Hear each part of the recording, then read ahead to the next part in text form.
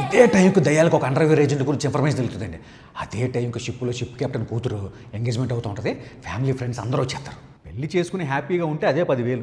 Engagement ring చాంపేగ్ని గ్లాసులో వేసేది. ఏంటి నువ్వు మాట్లాడేది? ఈ ఎంగేజ్మెంట్ అమ్మాయికి ఇష్టం లేదు. ఇష్టం లేకపోతే ముందే చెప్పాలి. ఎక్కడ దాకా వచ్చిన తర్వాత ఇలా చేయడం కరెక్టేనా?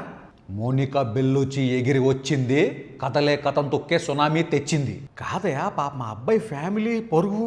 ఇంటర్నెట్ని షేక్ చేసే సాంగ్ సగం బడ్జెట్ ఎక్కడే వచ్చేద్ది. వద్దంటే చెప్పండి, సాంగ్ ఆపేసి వెళ్ళి వాళ్ళ ఫ్యామిలీని ఓదార్చేస్తాను. వద్దు, I want Monica Bellucci. Song అయ్యేపాటికి దయ్యాల అండర్వేర్ ఏజెంట్ని కనిపెట్టి కుర్చీ కట్టేసి పక్కన నుంచి ఉంటాడండి.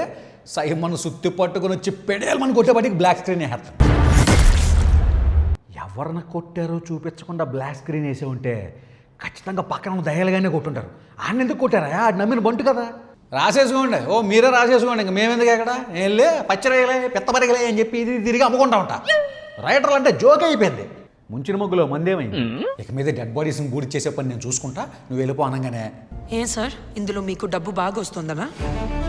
చా నన్ను సైడ్ చేసి మొత్తం డబ్బులన్నీ నొక్కేద్దామని ప్లాన్ వేస్తున్నారా?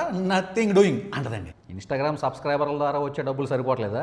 ఈయన కూడా ఇదే మాట చెప్పి నేను ఇక్కడికి వచ్చింది సబ్స్క్రైబర్స్ కోసం కాదని, ఏంటే అదే నేను వచ్చింది డబ్బుల కోసం కాదని, మీ నాన్నని గుండ్ల మీద బాధేసి చంపేసినోడి గురించి గుండ్లు బాదుకుంటూ వచ్చానని చెప్పంగానే ఈవిడ ఎమోషనల్ అయిపోయి నంది అవార్డు దరిదాపు పెర్ఫార్మెన్స్ ఇచ్చేద్దా? నంది అవార్డు విన్నింగ్ పెర్ఫార్మెన్స్ ఇచ్చాను. ఏంటి నువ్వు మాట్లాడేది? పాజిబులేనా? లోకనాయకుడు కూతురు పాజిబుల్లే. ఓ అయితే ఓకే. సర్లే అమ్మ, ఏడో మాకు కావాలని నా డబ్బులు కూడా నువ్వే తీసుకో. అవసరమైతే ఇంకో 1000 సవాల్ బూడిచ్చేసి డబ్బులు పంపిస్తా. ఫస్ట్ ఆ ఇన్స్టాగ్రామ్ సబ్స్క్రిప్షన్ పేజ్ తీసి అమ్మ, పెళ్లి కావాల్సిన పిల్లవి అంటారండి.